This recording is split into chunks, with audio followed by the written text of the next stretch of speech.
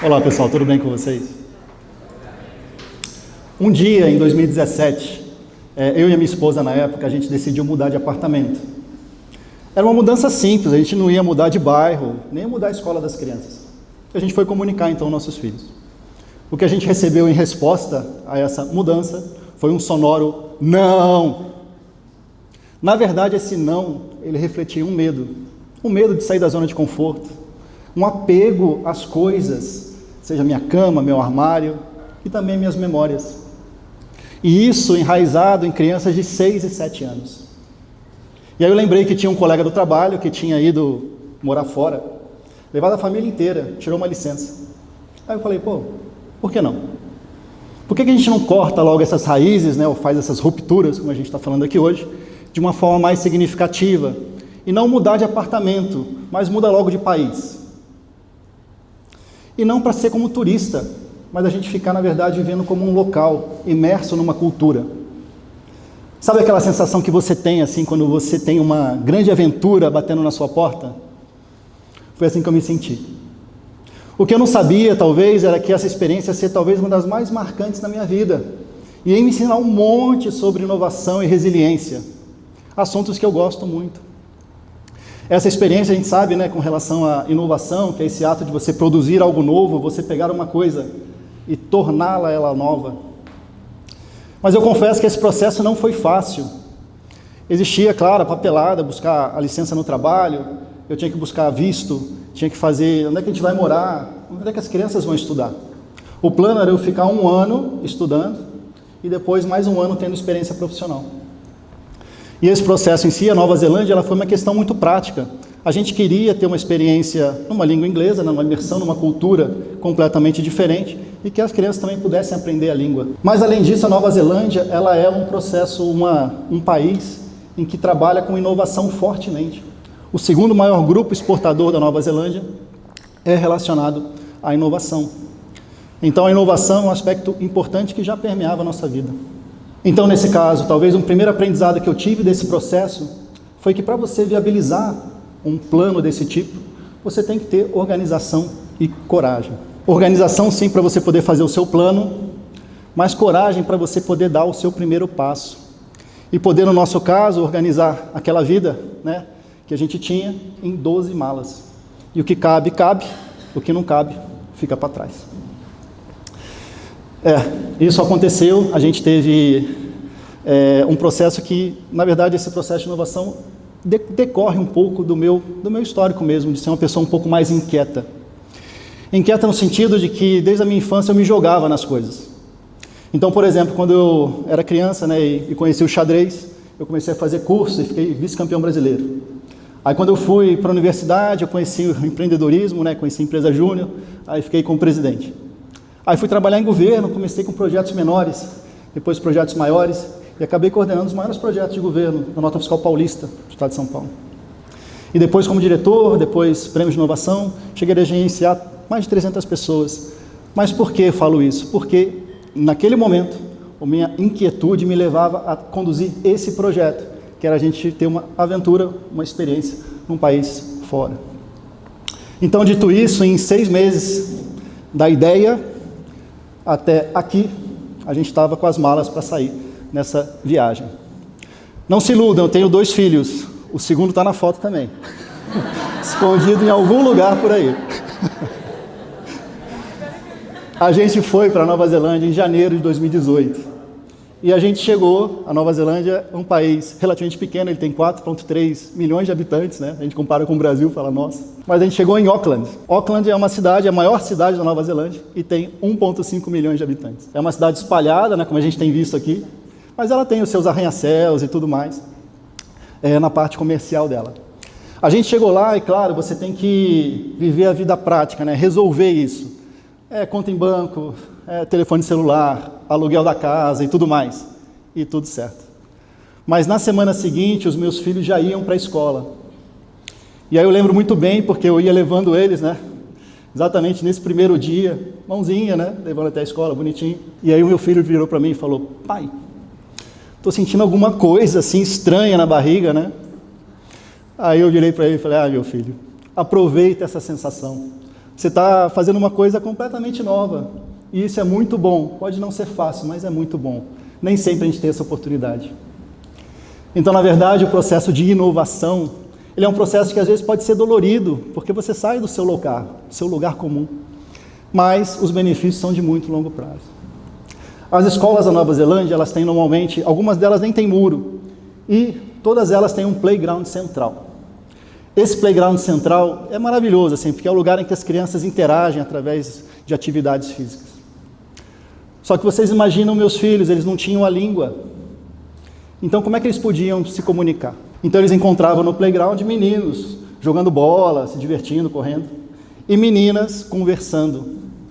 Vocês acham que eles fizeram amizade com meninos ou com meninas? Com meninos. Eles se adaptaram. Era o processo, a habilidade que eles tinham não era de conversar. Então, num processo de inovação, eles estavam num ambiente completamente novo, eles usaram da resiliência, desse processo de adaptação ao ambiente em que eles estão. A escola neozelandesa também tem uma outra característica muito legal, assim. É a questão da parte prática. Eles tinham aula, por exemplo, de culinária, tinham aula de iatismo, aí no iatismo eles entravam no barquinho, iam no lago e tudo mais. E eles tinham aula de empreendedorismo. E no empreendedorismo eles construíam um produto real. Eles construíram lá uma stress ball, que era que você apertava. Mas eles tinham que vender esse produto para os outros pais. Não podia vender para o seu próprio pai. Não. Tem que vender para os outros pais. E na verdade tinha uma competição, porque todos os filhos estavam querendo vender para os mesmos pais também, né? Então eles tinham que exercer habilidade de finanças, produção, mas de comunicação, de vendas, isso tudo na prática. Esse ambiente muito acolhedor para a criatividade e inovação das escolas neozelandesas, eu também encontrei na universidade. Quando eu comecei a universidade, eu fiz 8 matérias. Dessas 8 matérias, 7 eu podia escolher o que eu queria fazer. Só tinha uma obrigatória. Lá tinham vários eventos que aconteciam, de inovação, de tecnologia e tal, abertos para as pessoas poderem participar. E um desses eventos, que na verdade era uma competição de ideias. Você não precisava implementar a sua ideia, você tinha que simplesmente apresentar uma ideia que resolvia um problema real. E aí eu lembro que eu estava num evento, eu gostava desses eventos de final de semana, aí eu estava num evento em que tinha uma apresentação de uma cientista falando sobre carreira em tecnologia e ciência. E aí eu lembro que eu olhei para o auditório desse evento e não tinha um maori. Não sei se vocês sabem, mas os maoris são os povos originários da Nova Zelândia. E se existe alguma desigualdade social ainda na Nova Zelândia, apesar de eles terem trabalhado bastante isso, ainda é relacionado ao povo maori. Então eu fiquei na dúvida, falei, será que eles não estão aqui porque não conhecem do evento? Ou talvez eles nem enxerguem a possibilidade de uma carreira em tecnologia sendo dessa comunidade. Então daí surgiu uma ideia falando, se eles não vêm até o evento, como é que é? A gente leva o evento até eles. E aí surgiu o projeto TechBus. TechBus era a ideia de você ter um ônibus em que você pudesse tornar ele fechado, esse ônibus recheado de tecnologias em que você pudesse colocar lá dentro inteligência artificial, realidade aumentada, tecnologias neozelandesas, em que você pegasse esse ônibus e levasse ele até uma comunidade. E quando esse ônibus chega na comunidade, o adolescente maori, ele pode entrar desse ônibus, passar por 15 minutos de experiências imersivas e quando ele sai do outro lado, ele é recepcionado por um voluntário que apresenta para ele as possibilidades na área de tecnologia que estão acessíveis à comunidade dele. Cursos, estágios, bolsas, mentorias. Esse projeto TechBus foi um dos vencedores dessa competição. Mas não foi um sucesso, vamos dizer assim, vitorioso, por minha causa. Na verdade, eu tive ajuda de mais 2 pessoas, um consultor de tecnologia e um web designer, em que me mostrou a importância da gente ter, num processo de inovação, o nosso network. Essa capacidade nossa de entender as nossas habilidades, mas o que nos falta, e buscar isso no outro através de uma parceria para a gente poder fazer junto. Esse mesmo conceito de network eu usei depois na minha startup. Quando eu acabei meu curso, eu me juntei com um indiano e com um russo, e tive a mentoria de um escocês e de um alemão, e a gente identificou que existia um problema nos recrutadores de tecnologia profissionais, né, que buscavam profissionais de tecnologia, porque eles geralmente vinham do exterior. E no exterior, você nem sempre consegue saber se aquele profissional de tecnologia consegue falar a língua inglesa bem e se ele tem a cultura que é de alguma forma compatível ou necessária para poder trabalhar numa empresa neozelandesa. Então o que a gente fez? A gente elencou situações do dia a dia das empresas e montou um aplicativo em que esses candidatos gravavam vídeos em que eles identificavam como é que eu me portaria nessa situação. E explicava.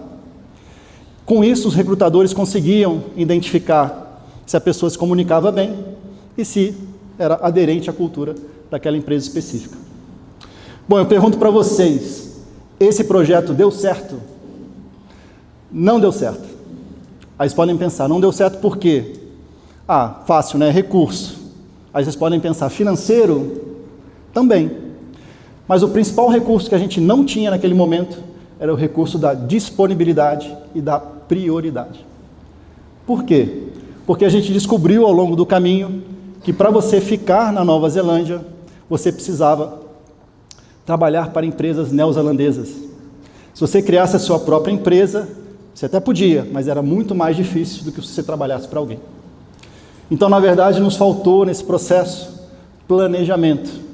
Se a gente tivesse feito pesquisa, identificado isso antes, certamente esse caminho seria diferente. Bom, mas aí, já que não deu certo, ia ter que buscar emprego, tudo certo. Mas eu falei, enquanto isso não acontece, estou aplicando, vamos trabalhar, né, em algum lugar.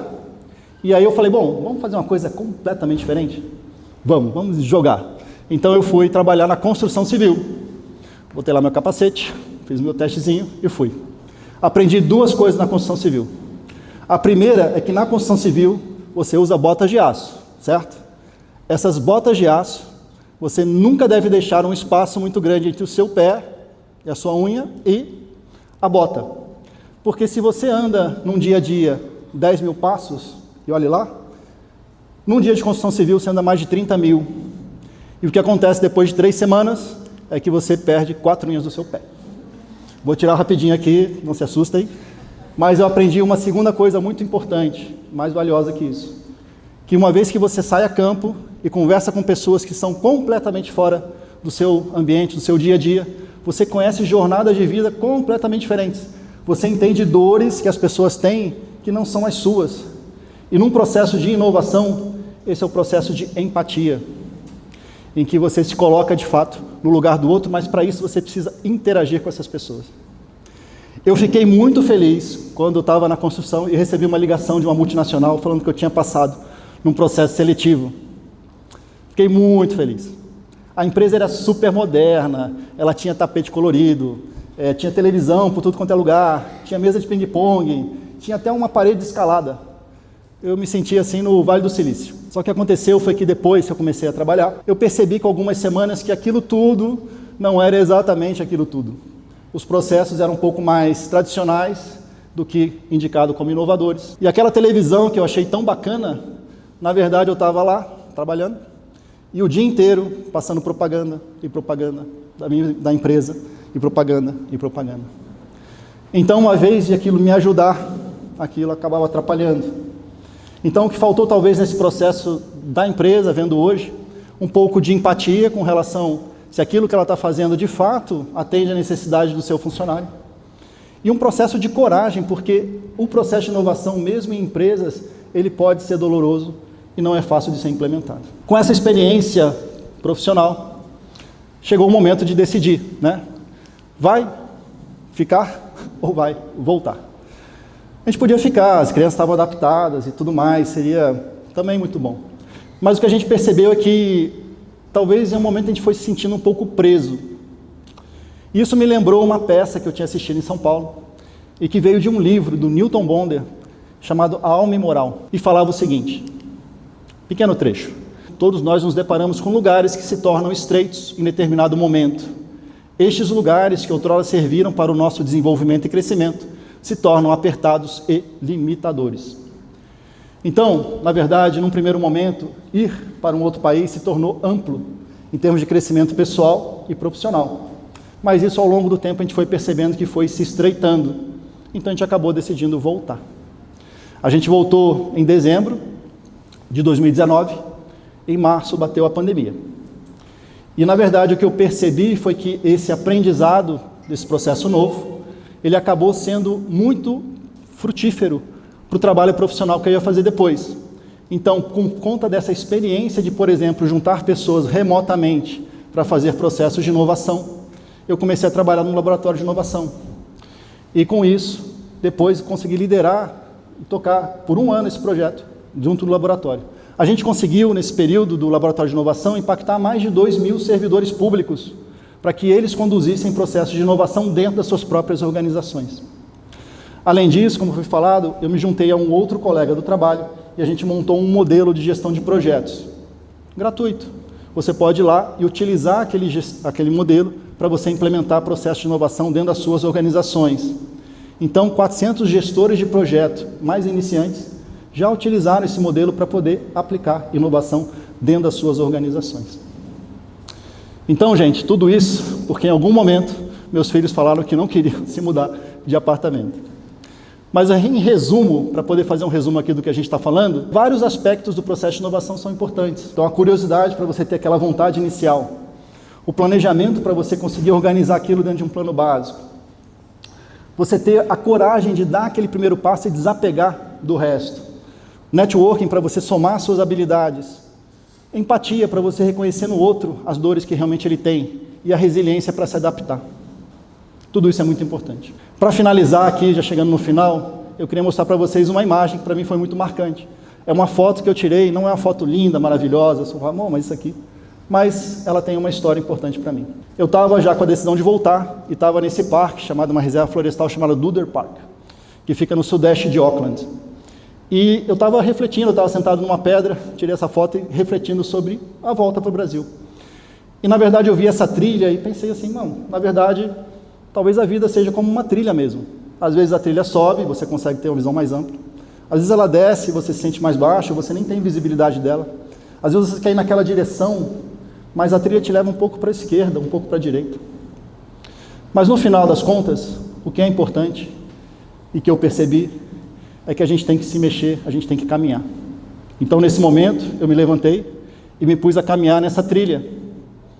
E na verdade, depois por outras trilhas. E na verdade, eu sigo caminhando. Muito obrigado.